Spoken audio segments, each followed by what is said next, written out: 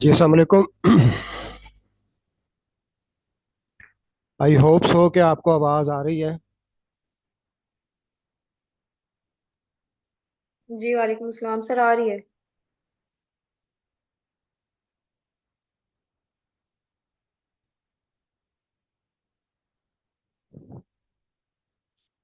Last time we have discussed about the nano chemistry. अच्छा, actually physical chemistry की class जो है ना, वो थोड़ा सा बोर्ड का यूज़ ज़्यादा होता है। मैथमेटिकल्स प्रॉब्लम्स उसमें जो है लिखने होते हैं। तो आई थिंक नैनो केमिस्ट्री जो है ये ऑनलाइन पढ़ी जा सकती है, क्योंकि निस्बतन ये थोड़ा सा इजी टॉपिक है as compare to the solid state chemistry, जो कि हम कल पढ़ लेंगे इंशाल्लाह। तो आज हम नैनो केमिस्ट्री जो है ना, इसके बारे में थोड़ा सा देख लेते हैं। लास्ट टाइम हमने इसका इंट्रोडक्शन थोड़ा सा पढ़ा था कि व्हाट इज नैनो मटेरियल्स और व्हाट इज देयर इम्पोर्टेंस। तो लास्ट वाला थोड़ा सा हम रिवाइज कर लेंगे कि what is nano materials, what is what are their importance.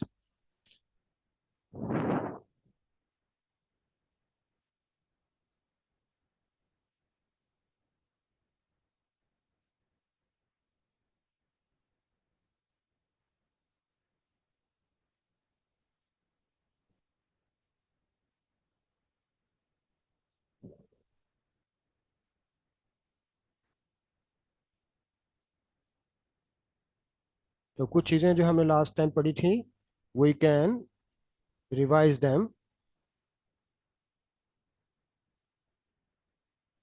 तो nano technology, nano science, nano chemistry, here is the basic in front of you.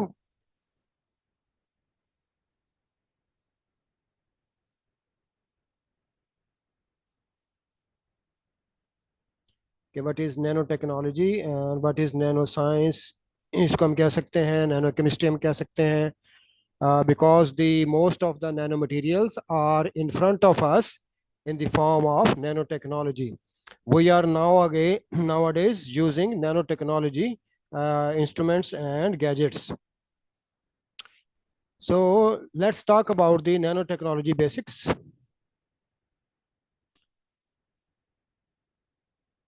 तो first of all we will discuss about the introduction of nano materials, जो कि last time भी हमने थोड़ा सा पढ़ा था।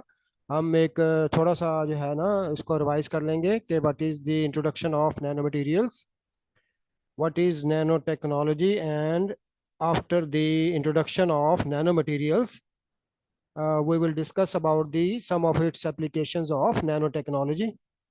तो जैसे कि मैंने अभी बताया है कि नैनो मटेरियल्स जो हैं, they are in front of us in the form of nano technology. We are using the gadgets of nanotechnology.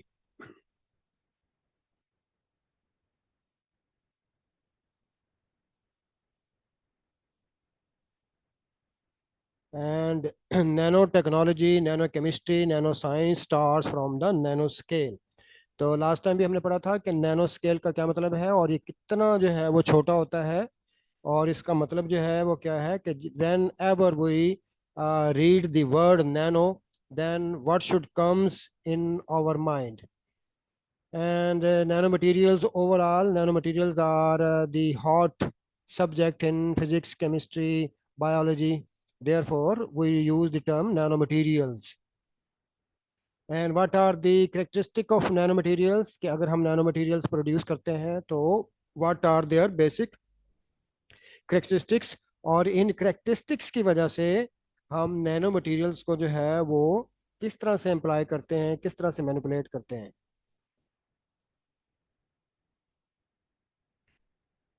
And when the nano technology started, definitely nano chemistry का जो कंसेप्ट है ये नया नहीं है। तो जब शुरू में किसी साइंटिस्ट ने, मिस्टर फेमैन ने इसको इंट्रोड्यूस करवाया था, तो लोगों ने उसकी बात को जो है ना मजाक में टाला था कि शायद ये नया वर्ड जो है, ये नई टेक्निक जो है, पता नहीं क्या है और सर को पता नहीं क्या सूझी है। लेकिन आज हमें पता है कि we are using the nano gadgets, nano technology. Approaches of nano technology, nano technology की अप्रोचेस कहाँ पर है, कहाँ तक है।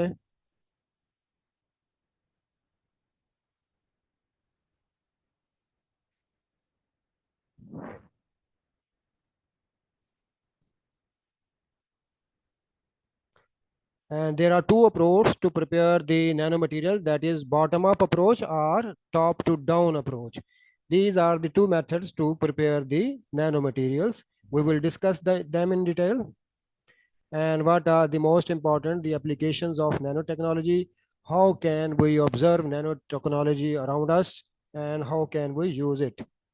So first of all, the nanotechnology, the design, characterization, and application of structures, devices, and systems by controlled manipulation of size and shape of materials at the nanoscale.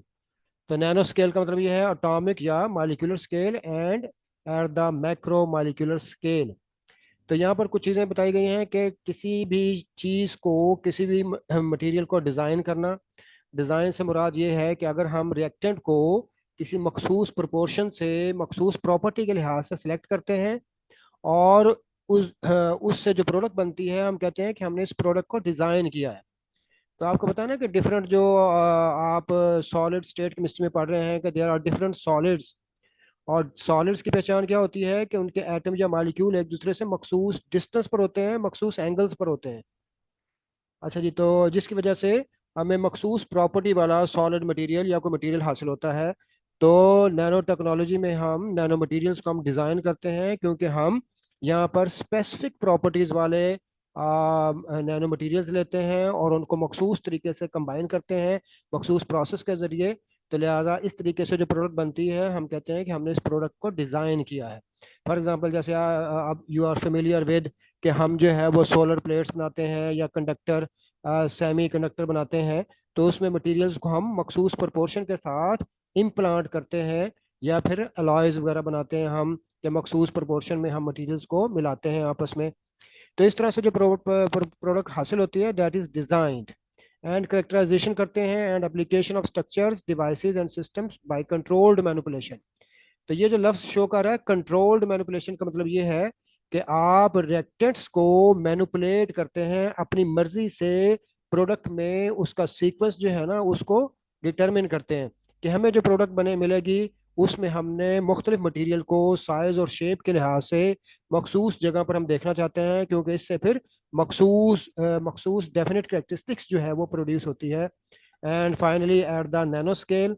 तो nano scale का मतलब है अटोमिक या molecular level पर, यानी कि man kind जो है वो अब इस काबिल हो चुकी है कि वो अटोमिक या मॉलिक्यूलर स्केल पर जो है वो रिएक्शन कर सके, और अटोमिक लेवल पर एटम्स या मॉलिक्यूल्स का जो सीक्वेंस है उसको रिएक्शन में चेंज कर सके ताकि डिजायर प्रॉपर्टीज वाली जो प्रोडक्ट है ना वो हासिल हो।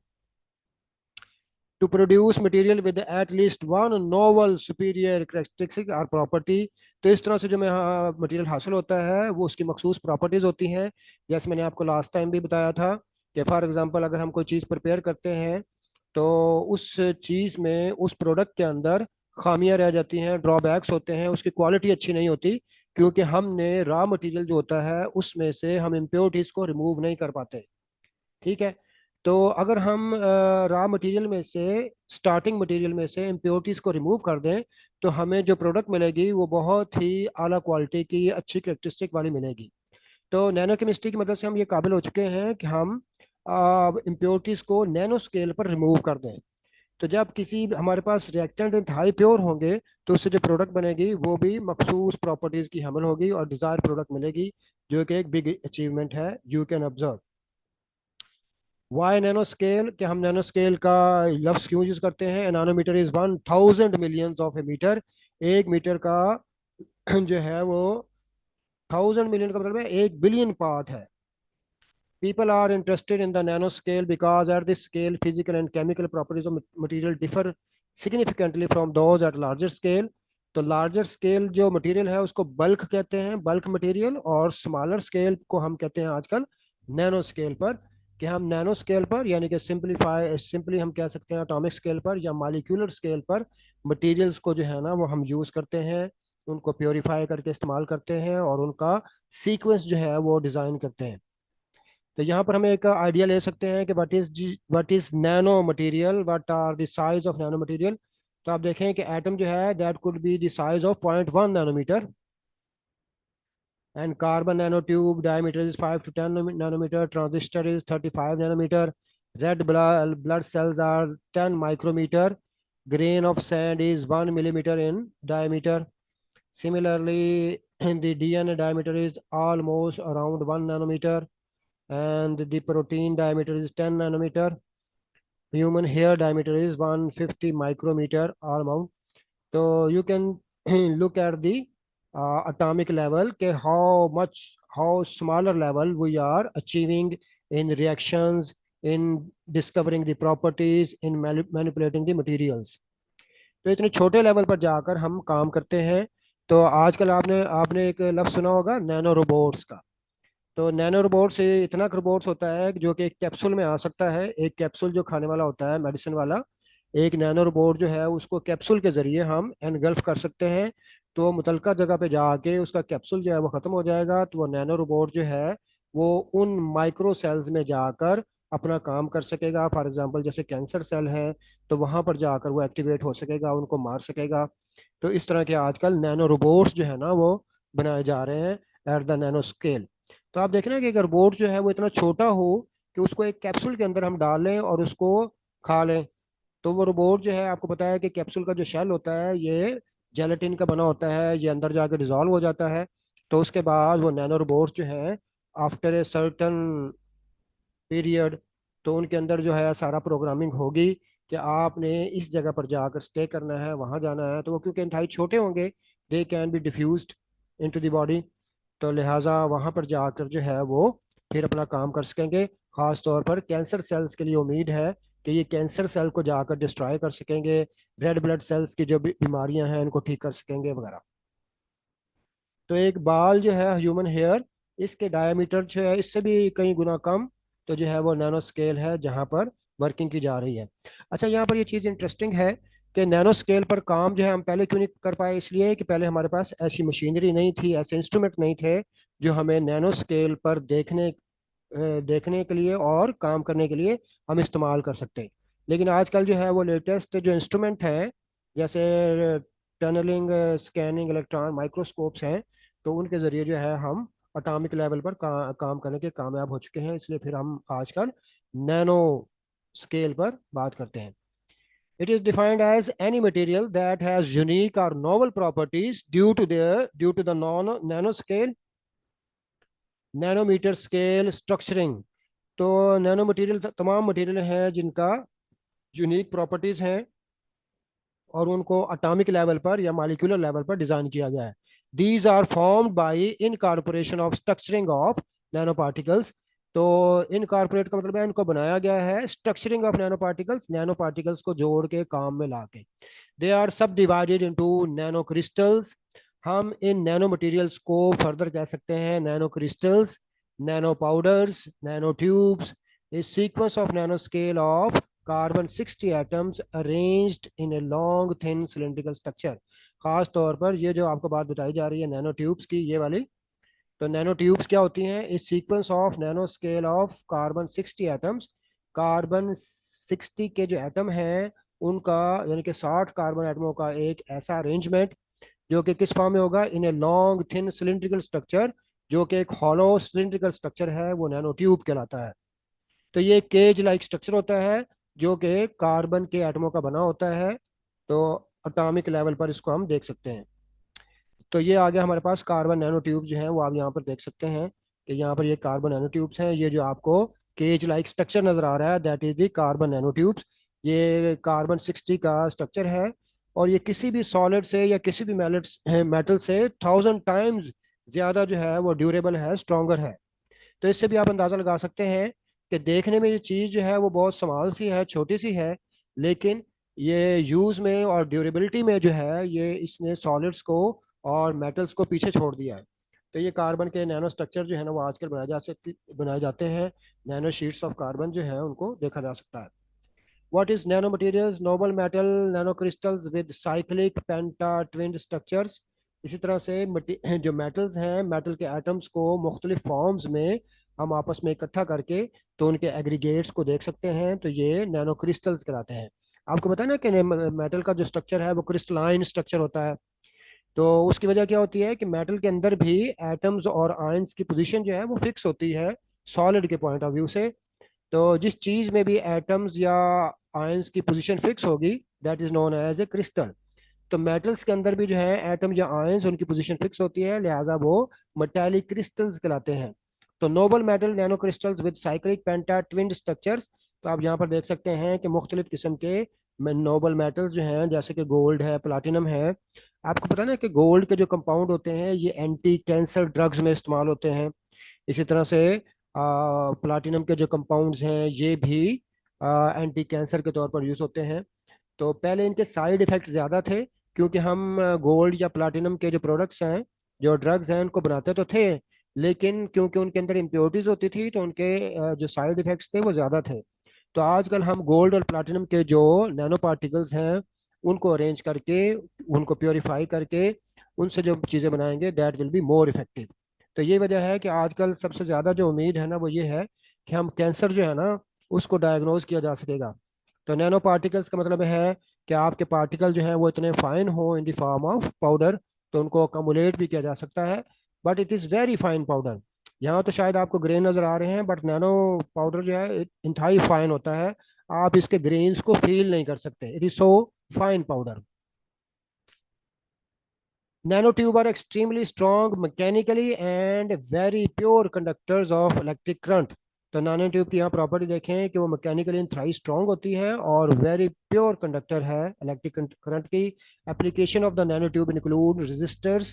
इससे रेजिस्टर बनाए जा सकते हैं, यानी कि इसमें से करंट पास किया जा सकता है, कैपेसिटर्स, इंडक्टर्स, डायोड्स। अच्छा, ये जो चीज़ें हैं ये आपको आमतौर पर किसी भी जो माइक्रोचिप है या ट्रांजिस्टर है उसमें देख सकते हैं। या अगर आपके पास कंप्यूटर है तो कंप्यूटर को ओपन करके उसका जो मदरबोर्ड होता है उस मदरबोर्ड पे लगे हुए ये कैपेसिटर और रजिस्टर आप देख सकते हैं। तो डे बाय डे इनका साइज स्मॉलर से स्मॉलर होता जा रहा है कि एक स्मॉलर सी चिप के अंदर बहुत सारे कैपेसिटर्स और रजिस्टर जो है ना उनको अब इम्प्लांट किया जा सकता है। और ये इसी वजह से हो रहा है कि नैनो मटेरियल जो है वो बनाए जा रहे हैं। Nano materials are interesting because of small scale. Material have fundamentally different properties than at the bulk due to the increased surface area to volume ratio। तो ये हम नेक्स्ट लेक्चर्स में पढ़ेंगे कि जो नैनो मटेरियल्स का सरफेस टू वॉल्यूम रेशो है ना ये इसकी भी करेक्टरिस्टिक प्रॉपर्टी है, जिसकी वजह से इनकी प्रॉपर्टीज जो हैं वो इंतहाई इंटरेस्टिंग हो जाती हैं।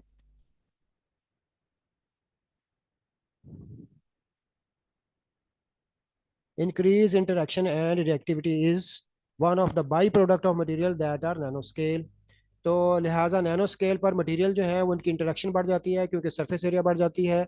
इससे पहले आप पढ़ चुके हैं कि अगर किसी भी मटेरियल को पाउडर फॉर्म में कन्वर्ट कर लें तो सरफेस एरिया इंक्रीज हो जाता है। नैनो पार्टिकल्स भी क्योंकि पार्टिकल्स होते हैं लिहाजा सरफेस एरिया बढ़ जाता है। ज़्यादातर पार्टिकल्स रिएक्शन में हिस्सा लेते हैं लिहाजा रिएक्टिविटी इंक्रीज हो जाती है, that are nano scale. which means potentially using less of material or that even the nanoscale of the properties are so utterly different from that of the bulk scale। तो nano scale पर जो properties हैं definitely वो more precise हैं, मोर purified हैं और ज़्यादा important हैं, ज़्यादा जो है वो करेक्टरिस्टिक है as compare to a bulk scale. Bulk scale में क्या होता है कि इम्प्योरिटीज होती हैं, उनकी प्रॉपर्टीज जो हैं वो इंपॉर्टेंट तो है, लेकिन वो नैनो मटेरियल्स के मुकाबले में ज़्यादा स्पेसिफिक नहीं है, ज़्यादा करेक्टरिस्टिक नहीं है। यानी कि उनकी जो ऑथेंटिसिटी है और उनकी जो एप्लीकेबिलिटी है वो नैनो मटेरियल से कम है। Most of them are novel. ज़्यादातर नैनो मटेरियल जो हैं वो नोवल हैं, नए बनाए जा रहे हैं। One definite novel material is new forms of existing materials with characteristics that differ significantly from familiar or naturally occurring forms। अच्छा जी, कोई भी चीज़ जो है ना अगर नेचुरली एग्जिस्ट करती है तो वो बल्क फॉर्म में एग्जिस्ट करती है। जैसे जितनी भी मेटल्स हैं वो बल्क फॉर्म में एग्जिस्ट करती हैं। तो जबकि नैनो मटेरियल जो होते हैं, अच्छा नेचर में जो चीज़ एग्जिस्ट करती है क्योंकि बल्क फॉर्म में एग्जिस्ट करती है, ज़्यादा मैक्रो लेवल पर एग्जिस्ट करती है, तो लिहाजा उसमें इम्प्योरिटीज़ होती हैं, वो प्योरीफाइड नहीं होती। उसके मुकाबले में जो नैनो स्केल पर चीज़ प्रिपेयर्ड होती है उसकी प्रॉपर्टीज़ जो हैं वो बहुत ज़्यादा आउटस्टैंडिंग होती हैं और ज़्यादा उसमें अहम प्रॉपर्टीज़ होती हैं किसी भी पॉइंट ऑफ व्यू से, यानी कि उसके यूजेस के पॉइंट ऑफ व्यू से, एप्लीकेशंस के पॉइंट ऑफ व्यू से। जाहिर है कि एक नैनो टेक्नोलॉजी से जो प्रोडक्ट बनेगी उसकी एफिकेसी उसके साइज की वजह से, उसकी कारकर्दगी की वजह से ज़्यादा होगी। जैसे कि अभी नैनो ट्यूब का जिक्र हुआ है, तो नैनो ट्यूब जो है ये मेटल से भी ज़्यादा स्ट्रॉन्ग होती है। नैनो मटेरियल्स कैन हैव 1, 2 और 3 dimension in the nano scale. इसके अलावा ये भी प्रॉपर्टी देखें कि नैनो जो मटेरियल्स होते हैं they can be 1 dimensional, 2 dimensional and 3 dimensional. अब देखें ना कि जैसे नमक का स्ट्रक्चर है, NaCl का स्ट्रक्चर है, ये 3 डायमेंशनल है। लेकिन नैनो स्केल के जो मटेरियल्स हैं ये 1 डायमेंशनल भी हो सकते हैं, और 1 डायमेंशनल में भी ये इंतहाई स्ट्रॉन्ग हैं और क्रिस्टलाइन सॉलिड हैं, जैसे कि नैनो ट्यूब का भी जिक्र हुआ है। अच्छा जी, 1 डायमेंशनल नैनो मटेरियल कौन से हैं? जैसे layers, multi layers, thin films, pellets and surface coatings, यानी कि जो पेंट्स टाइप की होती हैं। They have been developed and used for decades, particularly in the electronic industry. तो ये ऐसे 1 डायमेंशनल मटेरियल आमतौर पर कौन से होते हैं जिनको लेयर की फॉर्म में अप्लाई किया जाता है, जैसे कि नैनो मटेरियल्स पेंट है। 2 dimensional nano materials, nano wires इसमें आती हैं, nano fibres made from variety of elements other than carbon nano tubes and A subset of this group carbon nanotube. 3 dimensional nanomaterials are known nanoparticles and include precipitates, colloids and quantum dots. Quantum dots जो है ये खास तौर पर term use होती है आजकल nano particles के लिए। Tiny particles of semiconductor materials को क्वांटम डॉट्स कहा जाता है। Tiny particles of semiconductor materials are also known as quantum dots and nanocrystalline materials. Quantum dots को जो है आजकल बहुत ज़्यादा यूज़ किया जा रहा है इसमें प्रैक्टिकली मुख्तलिफ चीज़ों को प्रोड्यूस करने में।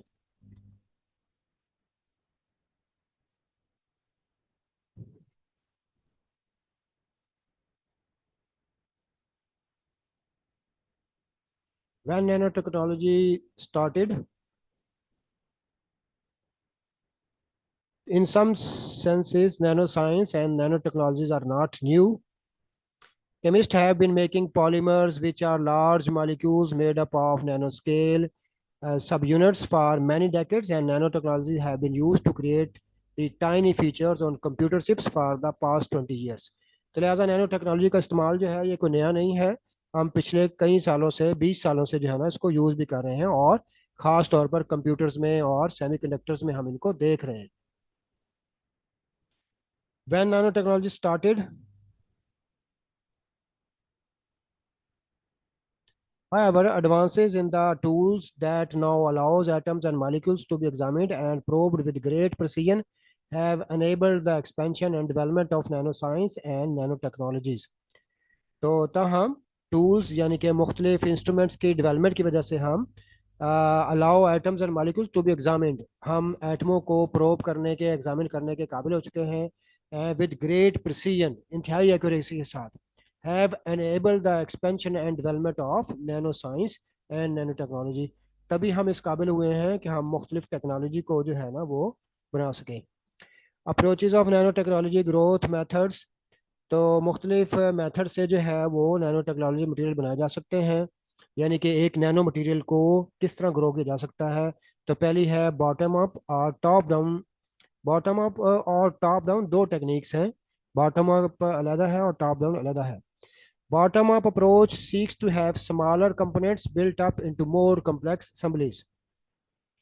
बॉटम अप अप्रोच का मतलब ये होता है कि हम छोटे से बड़े की तरफ जाते हैं, यानी कि क्वांटम डॉट्स को मिलाकर तो फिर कोई चीज़ बड़ी बनाते हैं, बिल्ड करते हैं। While top-down approach seeks to create nanoscale devices by using larger, extremely controlled ones to direct their assembly। जबकि इसके मुकाबले में जो टॉप डाउन अप्रोच है इसमें हम एक बड़ा केज लाइक स्ट्रक्चर बना के या बल्क स्ट्रक्चर बना के तो फिर उसको यूज़ करते हैं कोई मटेरियल बनाने के लिए। The top-down approach often uses the traditional workshop or micro fabrication methods। तो टॉप डाउन से जो है हम मुख्तलिफ फैब्रिकेशंस के जो मेथड है, फैब्रिकेट करते हैं मुख्तलिफ चीज़ों को। Externally control tools are use to cut. तो क्योंकि अभी मैंने आपको बताया था कि नैनो ट्यूब जो है वो बहुत हार्ड होती हैं और ड्यूरेबल होती हैं और मेटल से भी ज़्यादा ड्यूरेबल होती हैं, लिहाजा उनको कटिंग करने के लिए यूज़ किया जा सकता है, मिलिंग के लिए यूज़ किया जा सकता है। यानी कि कटिंग के जो टूल्स होते हैं वो बनाए जा सकते हैं, मिलिंग के जो टूल्स यानी कि ग्राइंड करने के जो टूल्स हैं वो बनाए जा सकते हैं। And shape materials into the desired shape and order, और मुख्तलिफ शेप एंड ऑर्डर के मटेरियल बनाए जा सकते हैं।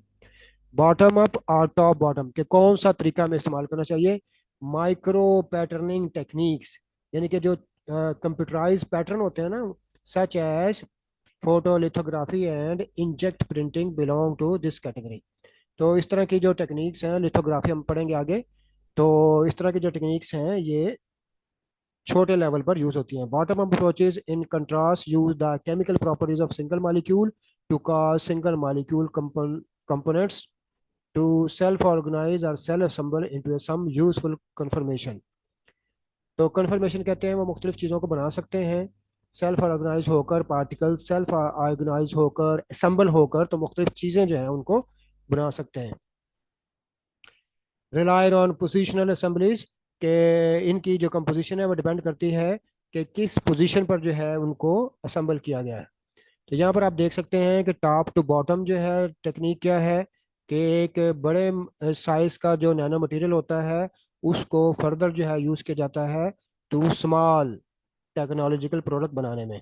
इसके अलावा जो बॉटम अप तकनीक है इसमें क्वांटम डॉट्स को या स्मॉलर मटेरियल्स को अकोमुलेट करके असम्बल करके तो एक बड़ा जो है ना वो नैनो स्ट्रक्चर जो है वो बनाया जाता है। टॉप डाउन में बड़े स्ट्रक्चर्स को छोटे मटेरियल्स बनाए जाते हैं और बॉटम अप में छोटे मटेरियल्स को नैनो मटेरियल्स को कंबाइन करके तो एक बड़ा मटेरियल बनाया जाता है। Application of nano technology, general applications इसके हम देखेंगे पहले। अच्छा, इसकी जो एप्लीकेशंस जो है ना वो वैसे तो बहुत सारी लिखी जा सकती हैं, लेकिन एप्लीकेशंस जो है ना वो हम एक वीडियो की सूरत में देखेंगे। तो अभी जो है ना मीटिंग का पहला घंटा जो है वो ख़त्म होने वाला है। तो जैसे ही मीटिंग ओवर होगी आपने 15 मिनट के गैप के साथ मीटिंग को दोबारा ज्वाइन करना है। आपको दोबारा से मैं ज्वाइनिंग लिंक भेजूंगा तो आपने ना दोबारा से ज्वाइन कर लेना है, क्योंकि तमाम लोगों ने आहिस्ता आहिस्ता इसको ज्वाइन किया है। तो जैसे ही मीटिंग ओवर होगी, अभी मीटिंग ओवर होने वाली है, मीटिंग ओवर होने वाली है, तो जैसे ही मीटिंग ओवर होगी आपने इसको 15 मिनट के गैप के साथ दोबारा से जो है ना वो ज्वाइन कर लेना है। तो एप्लीकेशंस में हम देख रहे हैं कि एज ए मेडिसिन इनको यूज़ किया जा सकता है, diagnostic, drug delivery, tissue engineering and cryonics material जो है वो बनाने के लिए। Information and communication, memory storage में यूज़ किया जाता है, novel semiconductor devices, novel opto electronics, displace, quantum computers. आजकल क्वांटम टीवी आ रहे हैं जिनमें ये चीज़ यूज़ की जाती है। हैवी इंडस्ट्री में इसको यूज़ किया जाता है, जैसे कि एरोस्पेस में, कैटालाइसिस में और कंस्ट्रक्शन में। व्हीकल मैन्युफैक्चरिंग में इसको यूज़ किया जाता है, कंज्यूमर गुड्स में, इनको फूड्स में, हाउस होल्ड में, ऑप्टिक में और टेक्सटाइल में। अब इन चीज़ों की जो है ना इंटरेस्टिंग एक मेरे पास एप्लीकेशंस हैं, वो मैं अभी आपको दिखाता हूँ इस ब्रेक के बाद, कि इनको जो है ना हम किस तरह से नई चीज़ें बनाई जा रही हैं इनसे।